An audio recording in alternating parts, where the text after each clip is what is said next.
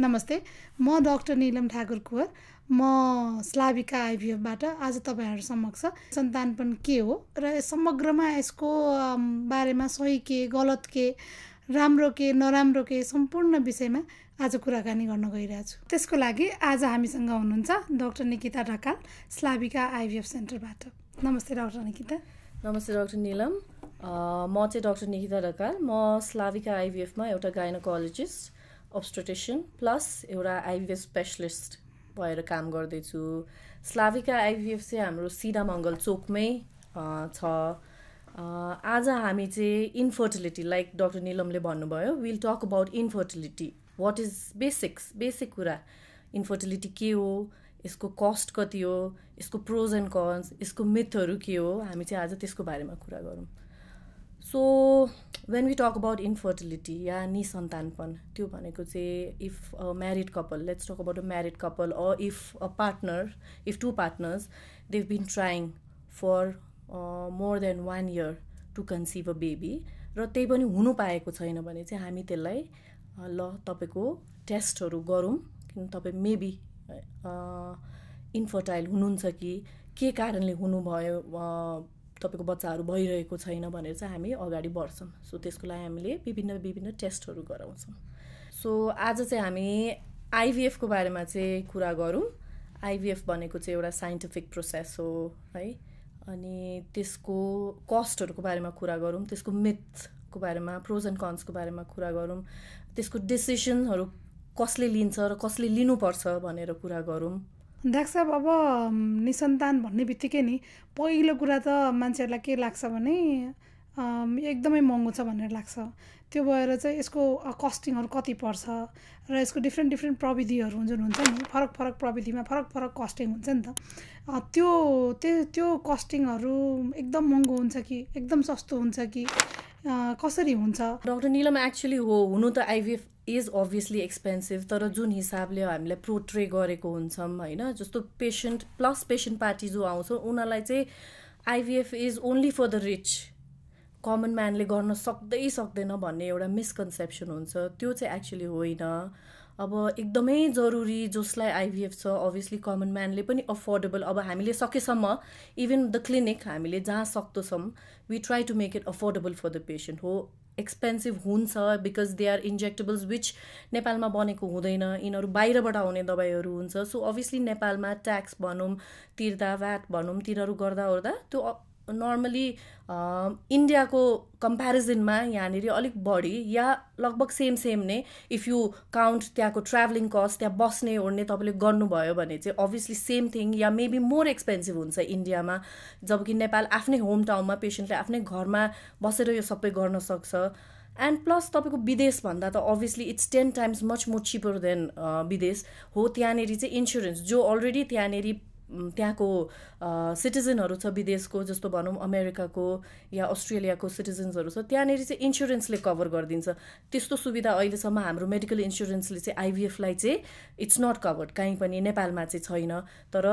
विदेशमा हुने भएर उनीहरूलाई सस्तो लाग्छ। बट अदरवाइज एउटा कमन म्यानले गएर विदेशमा या इन्डियामा गर्न खोज्यो भने चाहिँ एक्सपेन्सिभ नै पर्ने हो उनीहरूलाई, जबकि नेपालमा त्यही कुरा चाहिँ आफ्नो घरमा बसेर उनीहरूले गर्न खोज्यो भने त्यो चिपर पर्छ। कस्टको बारेमा हामीले कुरा गर्दाखेरि आइभीएफ चाहिँ अब डिफ्रेन्ट थरीको हुन्छ। एउटा हाम्रो सेल्फ एग भनेको आफ्नै अन्डाद्वारा हुने आइभीएफ, त्यो पनि हामीले कन्भेन्सनल मेथड या इक्सी गर्छौँ। कन्भेन्सनल भनेको आफै नै फर्टिलाइज हुन दिन्छौँ हामीले ल्याबमा, त्यो भयो भने चाहिँ अलिक लिटल बिट चिपर, मेबी 50,000 या 1 लाख चिपर हुन्छ। अदरवाइज इक्सीद्वारा, इक्सी भनेको चाहिँ तपाईँले स्पर्मलाई लिएर तपाईँले अन्डाभित्र हालिदिनु भयो भने चाहिँ इक्सी भन्छौँ त्यसलाई। त्यो चाहिँ एम्ब्रियोलोजिस्टले गर्ने काम हो। त्यो चाहिँ अलिक बढी एक्सपेन्सिभ हुन्छ, टेक्नोलोजी युज भइरहेको छ त्यसमा। सो त्यो चाहिँ मेबी 50,000 80,000 जति अलिक बढी हुन्छ। सो ओभरअल कस्ट भनेको डिफ्रेन्ट आइभीएफ सेन्टर्सको डिफ्रेन्ट हुन्छ। हाम्रो आइभीएफ सेन्टर भन्दा कुनै महँगो पनि हुनसक्छ, कुनै सस्तो पनि हुनसक्छ। वेन वी टक अबाउट हाम्रो आइभीएफ सेन्टर, हामीले सेल्फ एग गर्दाखेरि चाहिँ हाम्रोमा चाहिँ ओभरअल कस्ट इन्टायर प्याकेज, मतलब तपाईँ क्लिनिकमा छिरेदेखिको तपाईँको एउटा साइकल ट्रान्सफर नहुन्जेलसम्म चाहिँ अराउन्ड 3.5 लाख रुपिस हुन्छ। प्लस डोनरको युज गर्नुभयो, मतलब कुनै फिमेलको लेट्स से अन्डा रिजर्भ बाँकी छैन, कुनै कारणले उहाँको लेट म्यारेज भयो या सेकेन्ड म्यारेज भयो या कसैको त 30 वर्षभन्दा कम उमेरमा नै लो रिजर्भ देखिरहेको हुन्छ, त्यसमा we don't find the amount of eggs that we want for an IVF. त्यस्तो भयो भने चाहिँ हामीले डोनर मतलब अर्को मान्छेको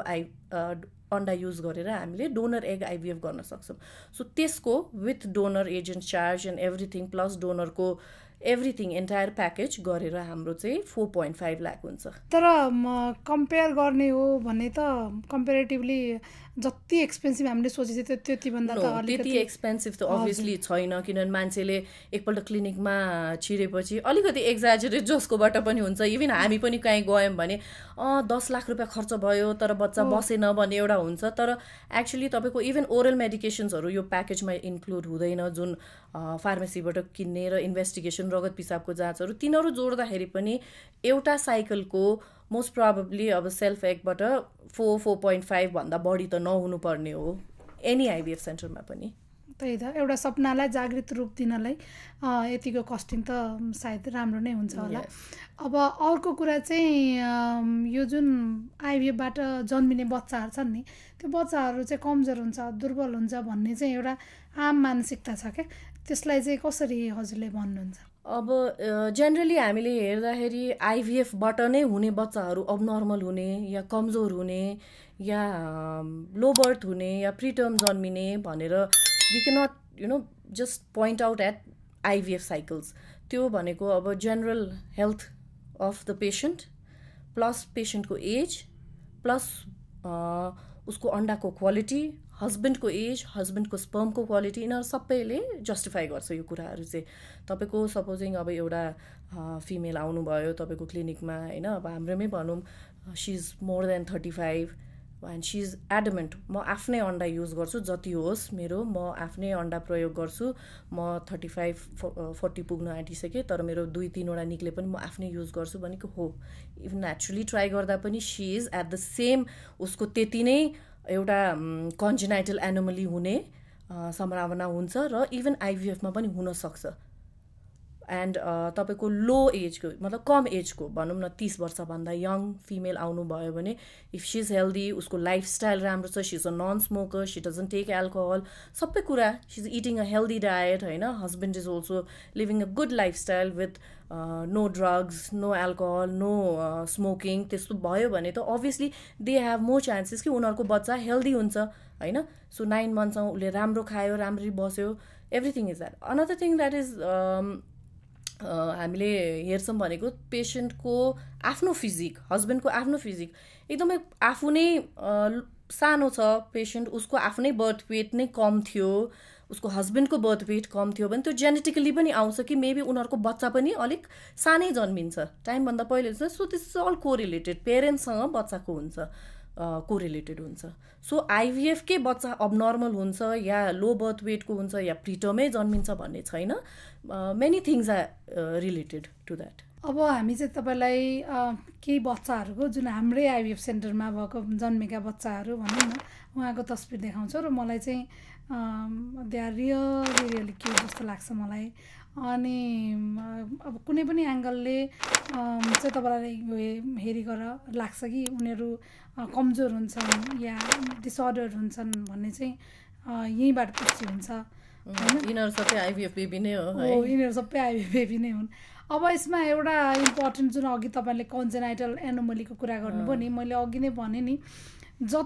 कन्जेनाइटल एनोमली भनेको जन्मजात या वंशानुगत रूपमा आउने क्रोमोजोममा भएर डिफेक्टहरू भएर आउने एब्नर्म्यालिटीलाई भन्छ नि त। त्यो चाहिँ नर्मल प्रेग्नेन्सीमा पनि उत्तिकै गाह्रो हुन्छ क्या, उत्तिकै रिस्क हुन्छ जति तपाईँलाई आइभीएफ प्रेग्नेन्सीमा हुन्छ। आइभीएफ प्रेग्नेन्सीमा अझ बेटर किन हुन्छ भने त्यसमा चाहिँ हामी पिजिटी भन्ने जाँच गर्न सक्छौँ, प्री इम्प्लान्टेसन जेनेटिक स्क्रिनिङ या टेस्टिङ भनौँ।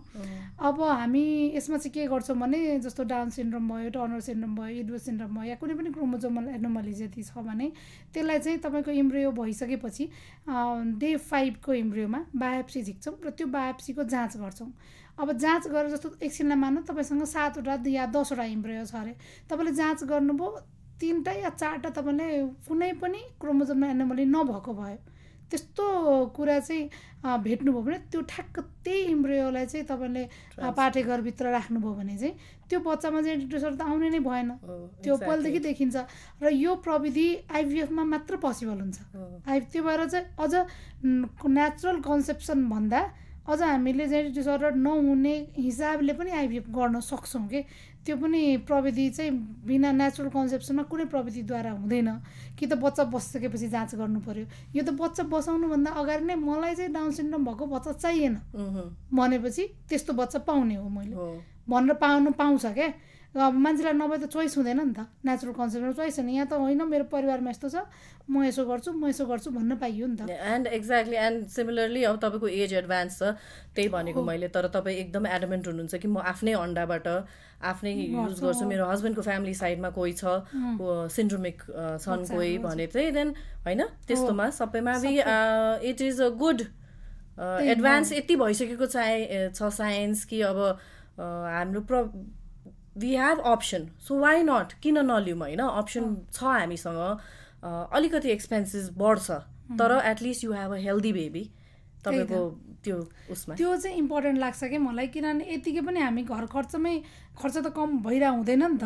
तपाईँ इन्फर्टिलिटीको ट्रिटमेन्टले जाँदा 10 थरीको पूजापाठ गर्दा के गर्दा कसो गर्दा 10वटा डाक्टरलाई भेट्न जाँदा कति पैसा खर्च गर्छौँ हामीले। त्यही पैसालाई जोड्नुहोस् कि हामीले यतिमा हो भने पैसा र त्यो खुसी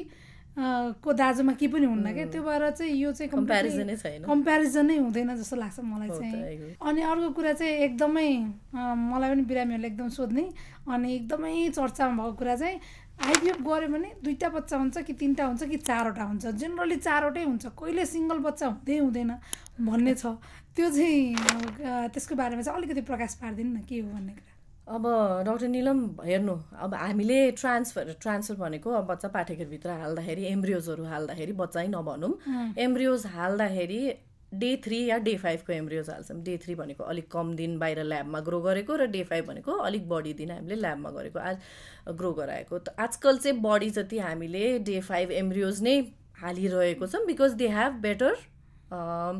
उसको सक्सेस रेट चाहिँ अलिक बढी नै हुन्छ भनेर होइन। सो डे 5 को एम्ब्रियोज अहिलेसम्म हाम्रो आइभीएफ सेन्टरमा हेरिकन most probably maximum IVF centers in Nepal हामीले 2टा भन्दा बढी हाल्दैनौँ, या कसैले त एउटै मात्रै हालिरहेछ होइन। अनि डे 3 को चाहिँ 3टा जति हालिदिरहेको हुन्छौँ। अब जुन चाहिँ गएर तपाईँको त्यहाँनिर टाँसियो तपाईँको एन्डोमेट्रियन लाइनिङमा या इम्प्लान्ट भयो भने त्यो बच्चा चाहिँ सक्सेसफुल हुन्छ। 2टै भयो भने ट्विन्स बन्छ अनि 3टै भयो भने ट्रिप्लेट्स हुन्छ। तर अगेन हाम्रो साइन्सको एडभान्सको कुरा गऱ्यौँ भने अहिले रिडक्सन या हामीले जतिवटा बच्चा चाहे अब 3टा बस्यो अरे 3टा त अब पिपल डोन्ट अभियसली हामीलाई as an obstetrician if I talk about myself मलाई पनि एउटा मात्रै चाहिन्छ है। Singleton pregnancy is the best भन्छु म चाहिँ। एउटै बच्चा छ भने चाहिँ आमाको लागि पनि त्यो बच्चाको लागि पनि अभियसली द्याट इज सेफेस्ट है। तर ट्विनको लागि we do not do reduction. हामी युजुअली वी डोन्ट सजेस्ट कि ल ट्विन्स भयो रिड्युस गरिदिनु भन्दैनौँ हामीले। पेसेन्ट पनि खुसी नै हुन्छ, एउटा जुम्लिया नै चाहिएको थियो मलाई, ल राम्रो भयो पुगिहाल्यो मलाई भन्छन्। तर ट्रिप्लेट्सहरूमा चाहिँ हामीलाई पनि अलिक डर लाग्छ किनभने जति बढी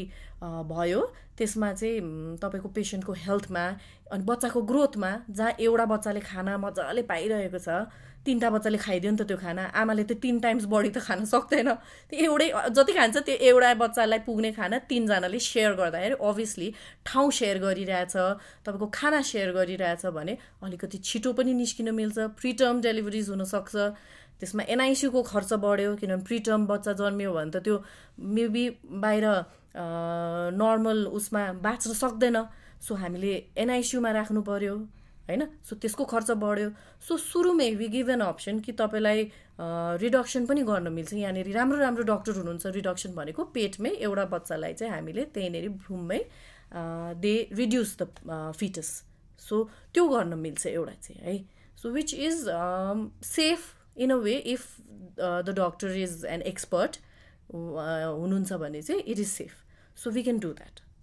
के तर हाम्रो आइभीएफमा मैले हेर्दा त सबै प्रायः जसो सबै सिङ्गल नै सिङ्गलै जन्मिरहेको छ हाम्रो एउटा चाहिँ हाम्रो ट्विन प्रेग्नेन्सी थियो who didn't want a twin pregnancy but now she is very happy ऊ खुसी छ उसलाई ट्विन पायो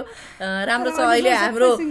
तल फोटो पनि हेर्नुहुन्छ तपाईँले जुम्ल्या बच्चाको मजाको राम्रो दुईटा 2.8 केजीको बच्चा जन्म्यो एउटालाई चाहिँ 2-4 दिन अलिकति एनआइसीमा राख्नु पर्यो otherwise they are very healthy and 6-7 मन्थ्सको भइसकेको छ राम्रो बढिरहेछन् बच्चाहरू बाँकी त सबै मैले सिङ्गलटन नै हेर्दैछु अहिलेसम्म जति पिक्चर हेरेर छौँ जति बच्चा डेलिभरी भएको छ सबै सिङ्गलटन नै छ सो सबै चाहिँ दुईटै हुन्छ जुम्लै हुन्छ या ट्रिप्लेट नै हुन्छ भन्ने चाहिँ हुन्न आफैमा पनि यो सपोज तपाईँले 2टा भ्रूण राखे पनि दुईटै हुन्छ भन्ने छैन नि त हो त्यो चाहिँ एकदमै बुझ्नुपर्ने जरुरी छ 2टा राखे पनि एउटा हुन्छ एउटा हुनसक्छ या 3टा राखे पनि एउटा हुनसक्छ अनि त्यो भएर सधैँ हुन्छ भन्ने चाहिँ द्याट्स अ 50-50 चान्स हुँदै हुँदैन पनि नभनौँ हुन्छ नै पनि नभनौँ त्यही त त्यो 100 मान्छेहरूले त होइन त्यो बाहेक हुँदै हुँदैन भन्छ नि त्यस्तो चाहिँ हुन्न ल अब समयको बारेमा कुरा गरौँ हामीले पैसाको कुरा गरिसक्यौँ राम्रो बच्चा हुन्छ भनिसक्यौँ अब समय चाहिँ कति लाग्छ यो आइभीएफको प्रोसेस आफैमा गर्नलाई सबै प्रोसिडरहरू हुनलाई चाहिँ कति समय जति लाग्छ डनिलम अब पेसेन्ट हेर्नु हाम्रोमा पेसेन्ट आउने बित्तिकै अब सुरुमै अब डे 1मै हामीले त आइभीएफ गरौँ भनेर त भन्न सकिँदैन सुरुमा आउँछ पहिला त we start with the history we start with examination अनि त्यसपछि उसको इन्भेस्टिगेसन्सहरू गर्छौँ अनि हामीलाई त्यसमा टाइम पिरियडको हिसाबले या सबै क्राइटेरिया मिट भयो भने चाहिँ देन वी डिसाइड कि ल तपाईँ त यति वर्षदेखि ट्राई गरिरहनु भयो रहेछ सो एन्ड सो इयर्स यतिवटा ठाउँमा तपाईँ गइसक्नु भएको छ त्यही पनि नेचुरल कन्सेप्सन तपाईँको भएको छैन maybe you need an IVF भनेर हामीले सजेसन दिन्छौँ है पेसेन्टलाई अब पेसेन्टलाई सजेस्ट गरिसकेपछि in panel of investigations and everything गराउँछौँ त्यसपछि हामीले डिसाइड गर्छौँ कि वेदर उसको आफ्नो युज गर्ने अन्डा या डोनरको युज गर्ने है सबभन्दा इम्पोर्टेन्ट यो किन हो भने आफ्नो अन्डा युज गर्ने हो भने then that is obviously it cut shorter the period है किनभने तपाईँको पेसेन्टको दोस्रो दिनबाट हामीले बोलाउँछौँ उसलाई पिरियड्सको सेकेन्ड डेदेखि आउनु सबै तपाईँको काम चाहिँ मेन इभेन्टहरू चाहिँ त्यतिखेरदेखि स्टार्ट हुन्छ भनेर बोलाउँछौँ so after when she comes on the second day we do a scan to see everything is normal कि न उसको ब्लिडिङ राम्ररी भएको छ कि छैन उसको कुनै ओभरिजहरू ठिक छ कि छैन कुनै फलिकुलर सिस्टहरू छ कि छैन भनेर when we rule out everything अनि सबै नर्मल छ भनेर हामीले देख्यौँ रे देन हामीले पेसेन्टको स्टिमुलेसन स्टार्ट गर्छौँ स्टिमुलेसन स्टार्ट गर्ने भनेको पेसेन्टलाई इन्जेक्सन्स लगाउँछौँ हामीले त्यो फलिकल्स बढाउनलाई जुन चाहिँ अलरेडी उसको ओभरिजमा रिजर्भ छ या मच्योर भइरहेको अन्डाहरूलाई नभएको अन्डा होइन भइरहेको अन्डालाई ठुलो पार्ने हो मच्योर भइरहेको अन्डालाई ओन्ली बढाउने हो त्यसको नम्बर्स बढाउने होइन त्यसको साइजहरू बढाइराख्ने हो है अनि त्यसलाई अब कति दिन लाग्छ कोही पेसेन्टहरू चाहिँ अराउन्ड 10 डेजमै स्टिमुलेट भइदिन्छ कोही 12 दिनसम्म स्टिमुलेट हुँदैन सो डिपेन्डिङ अन कुन हिसाबले उनीहरूको अन्डा बढिरहेको छ र कुन समयमा हामीले निकाल्ने भनेर त्यसपछि मात्रै डिसाइड हुन्छ सो मलाई लाग्यो कि 10 दिनमा पेसेन्ट स्टिमुलेट भयो या 12 दिनमा स्टिमुलेट भयो भने त्यो दिन हामीले एउटा ट्रिगर लगाइदिन्छौँ र त्यसको 34 देखि 36 आवर्समा त्यो अन्डा निकाल्ने प्रोग्राम हुन्छ हाम्रो सो यो सबै गरेर लगभग 14 दिन भयो होइन सो 14 दिन भयो 14 दिनपछि देन जुन दिन हामीले अन्डा निकाल्यौँ त्यसलाई हामीले डे 0 भनेर गर्छौँ त्यसपछि 3 दिन अथवा 5 दिनसम्म हामीले एम्ब्रियोलोजी ल्याबमा त्यो बच्चालाई त्यो एम्ब्रियोलाई त्यो अन्डा र स्पर्मलाई फर्टिलाइज गरिदिएर we let it grow in the lab कुन हिसाबले बढ्यो अब पेसेन्टलाई फ्रेस ट्रान्सफर गर्नु छ भने जस्तो मैले भने जुन दिन अन्डा निकाल्यौँ त्यसलाई डे 0 गर्यौँ त्यसको 3 दिनमा थर्ड डेमा इफ डे 3 एम्ब्रियो ट्रान्सफर गर्ने हो भने 3 दिनमा गराइदिन्छौँ 1, 2, 3 गरेर डे 5 को एम्ब्रियो ट्रान्सफर गर्ने भयो भने 4, 5 5th डेमा सो 5 डेज सो 14 + 5 तपाईँको 19 डेज भयो होइन द्याट्स इट तपाईँले ट्रान्सफर गरिदिनु भयो अनि त्यसको 2 हप्तापछि हामीले एउटा प्रेग्नेन्सी टेस्ट रगतको जाँचबाट भर्सक हामीले गराएर and then we know whether she is positive or negative besides that अर्को भनेको हामीले फ्रोजन एम्ब्रियो ट्रान्सफर गर्ने यो अघि मैले भनेको फ्रेस एम्ब्रियो ट्रान्सफर फ्रोजन एम्ब्रियोमा चाहिँ कस्तो लाग्यो अब हामीलाई कि यो मन्थ उसको या पेसेन्टकै रिक्वेस्ट हुन्छ कतिपल्ट म यो साइकल गर्दिनँ धेरै इन्जेक्सन्स लगाएँ मलाई गाह्रो भइसक्यो I want to do it maybe next मन्थको पिरियड्समा भन्छ या उसले डिसाइड गर्छ अर्को 3 महिनामा गर्छु that is depends on the patient है उसले पनि डिसाइड गर्छ कि मैले अहिले गर्दिनँ अहिले 3 मन्थ्सपछि गर्छु या मेबी नेक्स्ट साइकलमा गर्छु या 2 मन्थ्सपछि गर्छु जति सक्दो हामीले त्यो एकपल्ट बनाइसकेपछि हामीले फ्रिज गरेर राख्न मिल्छ त्यो सो पेसेन्टले डिसाइड गर्छ एन्ड एफइटी गर्नलाई चाहिँ हामीले पिकअप गरेपछि चाहिँ घर पठाइदिन्छौँ उसको पिरियड्स भएपछि अगेन दोस्रो दिनमा बोलाएर whenever she wants to if next साइकलमा गर्ने हो भने दोस्रो दिनमा अगेन हामीले बोलाउँछौँ हेर्छौँ र उसको लाइनिङ बनाउने दबाईहरू सुरु गर्छौँ इफ नेचुरल साइकलमै उसको हामीलाई लाग्यो कि ल नेचुरल साइकलमै बन्छ दबाई दिनु पर्दैन इस्ट्रोजनहरू दिनु पर्दैन भने चाहिँ हामी नेचुरली नै बढ्न दिन्छौँ अदरवाइज चाहिँ भरसक चाहिँ हामीले एउटा इस्ट्रोजन दबाई युज गरेर त्यसको पाठेघरको लाइनिङहरू बढाउँछौँ उसको पाठेघरको लाइनिङ डे 5 एम्ब्रियोस चाहिँ युजुअली अब हामीले चाहिँ हाम्रो सेन्टरमा पिरियड्सको 17 देखि 22 दिनको बिचमा ट्रान्सफर गरिरहेको हुन्छ है सो मलाई चाहिँ अब लाग्छ कि मेरो चाहिँ त्यो हिसाबले पोजिटिभ आउने चान्सेस अलिक बढी हुन्छ सो त्यो बिचमा हामीले 2-3 पल्ट 4-5 पल्ट चाहिँ हामीले पेसेन्टलाई हेर्छौँ उसको लाइनिङ कसरी बढ्या छ फ्लो राम्रो छ छैन भने धेरै कुराहरू हुन्छ त्यसमा हेर्छौँ सो लगभग टाइम भन्नुभयो भने अब फ्रेस टाइम एम्ब्रियो ट्रान्सफर गर्यो उसले भने 19 डेजमा उसको एन्टायर प्रोसेस सकिसक्यो उसले फ्रोजन एम्ब्रियो ट्रान्सफर गर्यो भने चाहिँ उसको महिना दिन अथवा 3 महिना whenever she wants to होइन उसले डिसाइड गर्छ त्यो चाहिँ मैले अर्को महिना नै गर्छु भन्यो भने हामीले अर्को महिना पनि गर्दिन मिल्यो त्यो भनेको 1-1.5 महिनामै हुन्छ उसको प्रोसेस खतम अदरवाइज नेक्स्ट 3 मन्थ्समा गर्छु भन्यो भने 3.5 मन्थ्स लाग्छ त्यस्तो हुन्छ ए ओके भन्नाले जस्ट आफ्नो पाइक पर्ने बेला नै गर्न पाइयो फ्रोजन एम्ब्रियो आफ्नो हिसाबले तपाईँको किन एकचोटि एम्ब्रियो बनिसक्यो एकचोटि तपाईँको अन्डा निकालेर हामीले एम्ब्रियो बनाइसक्यो भने चाहिँ हामीले त्यसलाई फ्रिज गरेर हाम्रै ल्याबमा लिक्विड नाइट्रोजनमा फ्रिज गरेर राखिदिन्छौँ so it shouldn't be a problem हो त्यही त कहिले कहिले बिरामी चाहिँ यहीँ हुँदैन नि त उहाँहरू बाहिरबाट आउनुपर्ने हुन्छ उहाँहरूलाई यहाँ बस्नुपर्ने हुन्छ त्यस्तो बेलामा चाहिँ हामीले यो फिर्ता जान्छु अनि म पछि आउँछु नेक्स्ट 2-3 महिनामा भन्यो भने देन द्याट्स ओके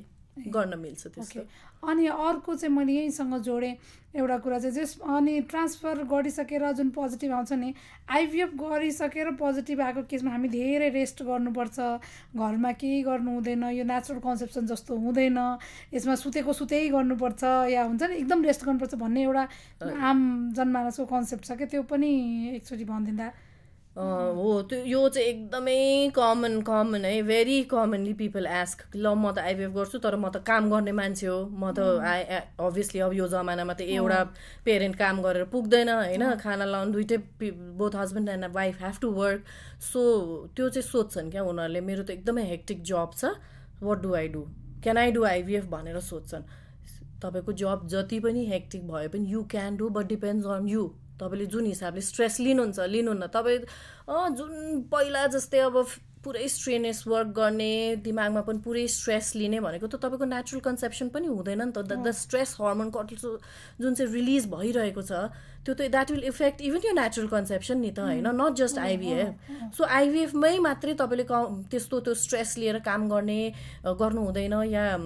स्ट्रेस के अरे तपाईँको त्यो अफिसै जानु हुँदैन भने त्यसरी हुँदैन तपाईँ अफिस जानुहोस् आफ्नो नर्मल डेको काम गर्नुहोस् तपाईँ घरको काम गर्नु खाना बनाउनु डेली के हुन्छ हो do not over do it तपाईँ भारी बाल्टी बोकेर यताउता अभियसली तपाईँले यत्रो खर्च गर्नुभएको छ that is such a precious baby for you बल्ल बल्ल पोजिटिभ आएको छ त्यो त आफ्नो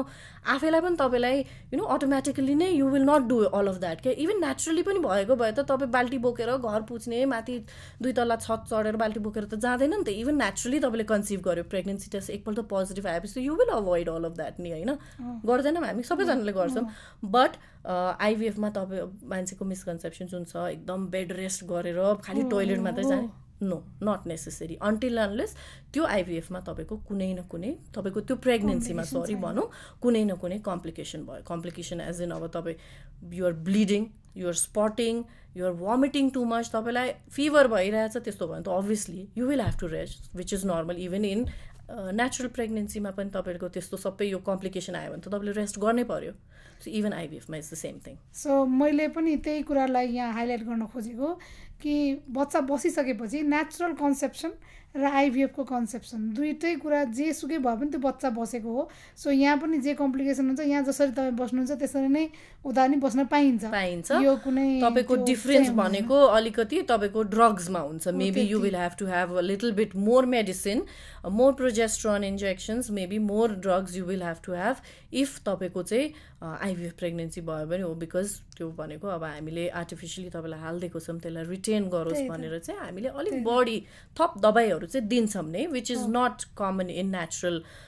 नर्मल नेचुरल प्रेग्नेन्सीहरू जस्तो चाहिँ हुँदैन नर्मल काम पनि गर्न पाउँछ डोन्ट ओभर डु इट है तर स्ट्रेस नगर्ने स्ट्रेन नगर्ने एकदम बढी काम नगर्ने यस काम नर्मल आफ्नो घरेलु काम आफू अफिस जाने ओर्ने कामहरू सबै गर्न मिल्छ त्यो डाक्टर निलम मैले चाहिँ अब बेसिक कन्सेप्ट होइन आइभिएफको बारेमा I have talked about basic general पेसेन्टलाई अब हाम्रो पब्लिकलाई जे जेनरल नलेज जस्तै मैले कुरा गरिदिएँ। अब मेन भनेको हाम्रो पिजिएसद्वारा तपाईँको जेनेटिकली, तपाईँ जेनेटिकको डक्टर हो त्यसैले म भन्छु जेनेटिकको you want to add anything, जस्तो हाम्रो यहाँनिर कन्सिभ भएको तपाईँले नै रिफर गर्नुभएको बिरामीहरू हुन्छ मलाई। सो हाम्रो जस्तो parents where I tell you one where both parents are affected, maybe you have sent numerous patients like that to me होइन, and we have had success stories. So why don't you know so हाम्रो लिसनर्सहरूलाई, हाम्रो भ्युवर्सहरूलाई एकपल्ट सुनाइदिनु त्यो success stories पनि, र तपाईँकोमा आउँदाखेरि कस्तो थिए, उनीहरूको how what state they were in, and अहिले उनीहरू कति खुसी छन् त्यसको बारेमा भनिदिनुहोस् न। अब यस्तो हुन्छ जेनेटिक डिसअर्डर भनेको चाहिँ कस्तो हुन्छ भने नि लगभग एकदम नजिकको मान्छे भनेको हाम्रो आइभिएफ स्पेसलिस्टहरू हो कि, किनभने हाम्रो केसेसहरू या हाम्रो कपल्सहरूको लागि चाहिँ प्राय चाहिन्छ आइभिएफ, किनभने कि त रोगी नै हुन्छन्, कि त रोगको वाहक हुन्छ, कि त अब एउटा बच्चामा धेरै रोग देखिसक्यो अर्को बच्चालाई हुन्छ कि हुँदैन भन्ने खालको बिरामीहरू आउनुहुन्छ नि त। सो प्राय जसोलाई चाहिँ आइभिएफ, आइयुआई या असिस्टेड रिप्रोडक्टिभ टेक्नोलोजीको हेल्प चाहिँ चाहिन्छ भनौँ न। अनि अब एउटा सक्सेस स्टोरी जुन हाम्रैमा भएको त्यो चाहिँ मैले अब एउटा यसो गन्दाखेरि कुन चाहिँ बेस्ट हो भनेर छान्नुपर्छ मैले, किनभने धेरैवटा यस्तो कपल्सहरू छ, र किनभने हाम्रै सेन्टर हो जहाँ चाहिँ जेनेटिक डिसअर्डरको सबै स्क्रिनिङ गरिन्छ, सबै टेस्टिङ गरिन्छ, पिजिटिए गरिन्छ, हाम्रो इन हाउस जेनेटिक ल्याबोरेटरी छ, र म पनि त्यहाँ कार्यरत भएको हिसाबले धेरै स्टोरीमध्ये केही स्टोरी चाहिँ म सेयर गर्छु। एकजना कपल हुनुहुन्थ्यो एकदम स्ट्रेस्ड आउट, दुईटै बच्चा जेनेटिक डिसअर्डर। जब पहिलो बच्चा भयो दोस्रो बच्चामा केही हुँदैन भनेर दोस्रो बच्चा पाएँ, जब दुइटै भयो अनि घुमे फिरेर त्यही सेम ओल्ड स्टोरी, 5-6वटा डाक्टर कहाँ पछि म कहाँ आइपुग्नु भयो। म कहाँ आउँदा हामीले आमा र बुवाको जाँच गरायौँ, आमा र बुवाको जाँच गराउँदा आमा पनि रोगको भाग बुवा पनि रोगको भाग। अब उहाँहरूलाई के लाग्यो भने अब हाम्रो कहिले पनि नर्मल बच्चा चाहिँ हुँदैन, अलरेडी दुईवटा डिसअर्डर छ, हामी आमा बुवा हो, हामी शेष भएपछि यो दुइटालाई कसले हेर्ने त भन्ने एउटा ठुलो पीडा हुन्छ जेनेटिक डिसअर्डर भएको फ्यामिलीमा के, हामी त मरिहाल्छौँ नि भोलि पर्सि। त्यसपछि त्यो बच्चालाई कसले हेर्छ या को उसको साथी हुन्छ त भन्नाले एकदमै स्ट्रेसमा आउनुभएको थियो। र उहाँलाई चाहिँ हामीले एउटा टेक्निक डोनर इम्ब्रियो भन्छौँ नि हामीले, स्क्रिन्ड डोनर इम्ब्रियोज, त्यो पर्टिकुलर जेनेटिक डिसअर्डरको लागि त्यो चाहिँ गऱ्यौँ, र तपाईँहरूले बच्चा पाउन सक्नुहुन्छ। यही हो कि तपाईँको जेनेटिक मेटेरियललाई हामी चेन्ज गर्छौँ भनेर भन्यौँ, र उहाँहरूलाई कन्सेन्टको लागि सबै कुरा बुझाइसकेपछि होइन हामीलाई जे भए पनि हाम्रो पेटबाट जन्मिने हाम्रो बच्चा हो, हाम्रो रगत दिएको हुन्छौँ, हाम्रो बच्चा हो भन्नुभयो। त्यसो भए ल हामी गरौँ, र राम्रो हेल्दी बच्चा तपाईँहरूले स्क्रोलमा हेर्न सक्नुहुन्छ, उहाँ नै हो एकदमै हेल्दी बच्चा। त्यसपछि हुन्छ नि खुसीको ठिकाना नै थिएन सबैजनाको। हाम्रो कहिले बच्चा हुँदैन नर्मल भन्नेबाट हाम्रो हातमा हाम्रो नर्मल बच्चा छ, यो जुन एउटा लामो समय ग्याप हुन्छ नि, र यसको जुन खुसी हुन्छ नि त्यो चाहिँ एकदमै इमेजिन नै गर्न सकिँदैन क्या। सो यो एउटा सक्सेस स्टोरी। अब अर्को चाहिँ हामी भर्खर कति 30 विक्स प्रेग्नेन्ट हुनुभयो, उहाँहरू पनि हस्बेन्ड र wife career, multiple pregnancy losses, र एउटा बच्चा त डिसअर्डर नै एकदमै डिसअर्डर्ड, मसँग एकदमै नजिक भएको 8-10 वर्षदेखि मैले उहाँलाई हेरिरहेको। अनि उहाँलाई पनि हामीले यही प्रविधि यसरी नै गरेर आइभिएफ गऱ्यौँ, र अहिले सायद 30-31 विक्स प्रेग्नेन्ट हुनुहुन्छ। र हुन्छ नि उहाँको त ट्रान्सफर गर्दा पनि मेरो हात समातेर गरेको थियो, तपाईँले गर्नु पनि ठिक हुन्छ भने जस्तो गरेर कि त्यो मैले नर्मल पाउँछु है भन्ने जुन यो होपको लडाइँ हो क्या, यो हाम्रो आशा जबसम्म जीवन्त छ नि त्यसको लडाइँ गरेर जब चाहिँ त्यो बच्चा आउँछ नि, नर्मल निसन्तान दम्पति र बच्चा भए पनि राम्रो बच्चा नभएको दम्पति, यो यस्तो गाह्रो फेज हुन्छ क्या, एकदमै साइकोलोजिकली कति मान्छे त इभन सुसाइडल टेन्डेन्सीसम्म जानुहुन्छ क्या। त्यस्तो मान्छेबाट राम्रो बच्चा हेल्दी बच्चा हातमा लिएर त्यो मिठाई लिएर आउँदाखेरि हामीलाई कति खुसी हुन्छ, तिनीहरूलाई कस्तो खुसी हुन्छ। आई स्टिल रिमेम्बर त्यो first patient that you talked about when she entered, ऊ आउँदाखेरि कुन लेभल अफ स्ट्रेसमा थियो, फेरि फाइनेन्सियली पनि एकदमै अफोर्डिङ नभएर husband had to go abroad, ऊ गर्दा गर्दै उसको ट्रान्सफर हुने बित्तिकै गइहाल्यो, ऊ पनि विदेश जति खर्च गर्यो मेबी त्यसको त्यो कमाएर ल्याउँछु फिर्ता भनेर। अस्ति भर्खर पनि उसले बच्चा जन्मिनेको 2-3 दिन अगाडि त भयो उसको, 2-3 डेज ब्याक नर्मल बच्चा राम्रो हेल्दी बेबी जन्मेको छ, and they are really happy है। So those are success story doesn't matter अब उनीहरूलाई त्यो छैन कि एम्ब्रियो डोनर युज गरेर यस्तो भयो भनेर उनीहरूलाई त्यस्तो भएको छैन दे जस्ट ह्याप्पी कि हाम्रो हातमा एउटा हेल्दी बेबी त्यो चाहिँ एकदम इम्पोर्टेन्ट हुँदो रहेछ क्या so those are I think few of the greatest अब सिङ्गल पेरेन्ट जो क्यारियर छ त्यस्तो त कति धेरै छ होइन कति धेरै छ हामी वी क्यान जस्ट सिङ्गल अब कोही एउटा पेरेन्ट मात्रै भएको बट बोथ पेरेन्ट्समा चाहिँ भेरी डिफिकल्ट है it's very difficult to convince them also to take an embryo donor किन दुइटै जेनेटिकै हाम्रो होइन भने त म अडप्ट गर्छु भन्छन् क्या तर that you know when you get pregnant अनि त्यो बच्चालाई 9 महिनासँग आफै त्यो you know you can understand you know that pregnancy वाला feeling चाहिँ अब उनीहरूले मात्रै पाउँछ for a healthy baby so that way मा चाहिँ अलिक यो it's a good अब अर्को इम्पोर्टेन्ट पेसेन्ट मैले भन्न खोजेको चाहिँ एकजना कपाल आउनु भएको थियो मल्टिपल आइभीएफ फेलियर्स मल्टिपल ठाउँमा गर्नुभएको रहेछ अब त्यो मका त्यस्तै बिरामीहरू आउनुहुन्छ अनि उहाँको चाहिँ हामीले एकदमै एक्सटेन्सिभ जेनेटिक जाँच गर्दाखेरि चाहिँ husband is also career of multiple mutation wife is also career of multiple mutation धेरै भनेको मतलब उहाँहरूको एकदम धेरै जिन्सहरूमा खराबी रहेछ श्रीमानको पनि श्रीमतीको पनि अब त्यो यस्तो खालको रहेछ कि उहाँको बच्चा बस्न नसक्ने अवस्थामा पनि हुन्छ क्या अब यो जाँचहरू यो हाम्रो सेन्टरमा आएपछि म कहाँ आइपुगेपछि मैले गरेँ तर यो जाँचहरू खास भन्यो भने त एकदमै अगाडि अर्ली स्टेजमा गराउनु पाएको भए 3 times 4 times आइभीएफ फेलियर या अब हुन्छ कि हुँदैन भन्ने कुराको एन्सर अगाडि पाइन्थ्यो र त्यो अनुसार डिसिजन लिन पाइन्थ्यो नि त अब कतिचोटि हामीलाई के सोध्नुहुन्छ भने किन जेनेटिक टेस्ट गर्ने किन यस्तो महँगो जाँच गर्ने त्यो महँगो जाँच पेशेन्टले नै अभोइड गर्न खोज्छन् के दे डोन्ट वान्ट टु किनभने सधैँ हुन्छ भन्ने छैन तर त्यो बाटो देखाउनलाई कि फर्टिलिटीको हाम्रो रिप्रोडक्सनको बाटो के हो त भन्नलाई पनि त्यो इम्पोर्टेन्ट छ र त्यो स्क्रिनिङ हामी एकदम राम्रो गर्नु भनेकै जेनेटिक इज भेरी इम्पोर्टेन्ट अहिले बिकज लेट म्यारेजेस भइरहेको छ होइन लेट कन्सेप्सन भइरहेको छ लाइफस्टाइल इन्भाइरोमेन्ट चेन्जेसहरू भइरहेछ सो इभन यङ जेनेरेसन्सहरूमा पनि हामीले लो ओभेरियन रिजर्भ्स देखिरहेछौँ हामीले अब पहिला त 35-40 वर्षको आइमेहरूको धेरै अबनर्मल बच्चाहरू जन्मिन्छ भने तर अहिले इभन 30 वर्ष कटेकोहरूकोमा पनि देखिरहेछ so there is no age you know age is not barrier नै होइन अहिले चाहिँ अब तपाईँले you can expect anything from anyone just भने जस्तै हुन्छ एक्चुअली ल अब चाहिँ म तपाईँलाई एकदमै गाह्रो समयमा हाल्छु है बिरामीहरूले एकदम सोध्ने म कहाँ आउने बिरामीहरूले एकदम सोध्ने क्विक 4-5 क्वेसन सोध्छु तपाईँले मलाई एक लाइनमा एन्सर दिनुहोस् है त गाह्रो छ तर दिनुपर्छ है अब एउटा कुरा भन्नु त आइभीएफ गर्ने बित्तिकै बच्चा हुन्छ नै 100% ग्यारेन्टी हुन्छ हुँदैन त्यो अभियसली छँदै छैन all round the world wherever you go America जानु युरोप जानु इन्डिया नेपाल एभ्रिवेयर 65% एउटा जेनरलाइज सक्सेस रेट हो हाम्रो centre any other centres all over Nepal it's the same thing IVF गर्दाखेरि एकदमै दुख्छ इन्जेक्सन दिँदा एकदम दुख्छ एकदमै गाह्रो हुन्छ जिउलाई खराब गर्छ हाम्रो जिउ नै नराक्लो हुन्छ एकदम डेन्जरस हो भन्ने कुरा त मैले यदि सुन्छु कि मलाई लाग्छ मेरो घरको वरिपरिदेखि लिएर क्लिनिकसम्म सधैँ यही सुने हुन्छ यो चाहिँ सही हो त्यो पनि सही होइन दुख्नु दुख्छ अभियसली यो पोकिङ सामान विथ द निडल अभियसली दुख्नु त दुख्छ तर एकदम धेरै दुख्ने होइन किनभने त्यो मोटो ठुलो निडल होइन एउटा सानो इन्सुलिन सिरिन्जको निडलहरू हुन्छ जसले हामीले डायबिटिजमा दिने त्यो इन्सुलिन सिरिन्ज हुन्छ नि त्यस्तो खालके सानो निडल हुन्छ so yes it is painful but एकदमै दुखेर घरमा लथालिङ्ग भएर त्यसरी बस्नु पर्दैन तपाईँ राम्ररी त्यो रिकभरी पनि राम्रै हुन्छ आइभीएफले अर्ली मेनोपोज ल्याउँछ भन्छ त्यो पनि हुँदैन that is also another myth त्यो पनि हुँदैन जुन अन्डा अलरेडी मेच्योर भइरहेको अन्डाहरूलाई हामीले ठुलो बनाउने हो सो अर्ली मेनोपज हुने भनेर त्यस्तो हुँदैन आफ्नो मेनोपज एज भनेको 45 to 50 years 55 years त्यही एजमा हुने हो हामी तर त्यो अन्डा हामीले निकाल्यौँ धेरै निकाल्यौँ या सबै नै निकाल्ने एक टाइममा हुँदैन त्यस्तो हुँदैन अनि अर्को चाहिँ बच्चाहरू धेरै खेर गयो या इन्फर्टाइल भनौँ न बच्चाहरू बसेन भने सधैँ आइभीएफ नै चाहिन्छ नो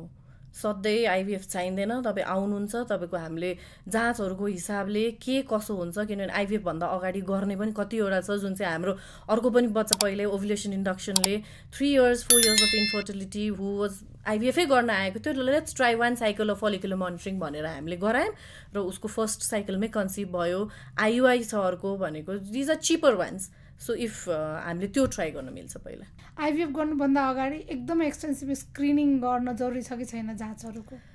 एउटा होर्मोन प्यानल तपाईँको viral markers and general blood count that is very important and plus यो थाइरोइड है तिनीहरू चाहिँ गर्नुपर्छ अदरवाइज एकदम टु मेनी एक्सपेन्सिभ इन्भेस्टिगेसन्सहरू चाहिँदैन ओके अब आज हामीले यति धेरै कुरा गऱ्यौँ नि अब यसलाई समराइज गरौँ समरीमा के भन्न चाहनुहुन्छ आज हामीले के को बारेमा कुरा गरौँ we talked about infertility we talked about IVF we talked about the myths होइन अनि कस्टहरूको बारेमा पनि कुरा गऱ्यौँ एन्ड सबभन्दा important we talked about genetics है विच इज आजकलको एकदमै कमन टपिक सो जेनेटिक्स चाहिँ मतलब आइभीएफ र फर्टिलिटीको बारेमा त धेरैजनालाई थाहा छ तर जेनेटिकको बारेमा चाहिँ म्याक्सिममलाई थाहा हुँदैन तपाईँले एकदम क्लियर गरिदिनु भयो त्यो कुरा पनि हामीले पोजिटिभ रिजल्ट्सहरू पनि भन्यौँ है so I think we overall we covered up everything about IVF I guess the basic ones so today we have a special announcement तपाईँले चाहिँ अब #स्लाविका अनि प्लस तपाईँको आफ्नो जो हुएभर निड्स दिस ट्रिटमेन्ट होइन कोही इन्फर्टाइल कपल हुनुहुन्छ भने चाहिँ उहाँलाई ट्याग गरिदिनु होला #स्लाविका गरेर हामीले चाहिँ त्यस्तो कपलहरूलाई एउटा फर्स्ट फ्री कन्सल्टेसन चाहिँ हामीले एउटा गरिदिन्छौँ अब तपाईँहरूले चाहिँ के गर्नुपर्छ भने केही कमेन्ट छ केही कुराहरू मनमा छ भने मनमा लागेको कुरा मनमा राख्ने होइन कमेन्टमा राख्ने त्यसपछि चाहिँ हामी त्यो तपाईँसँग आइहाल्छौँ गफ गर्नलाई हस् नमस्ते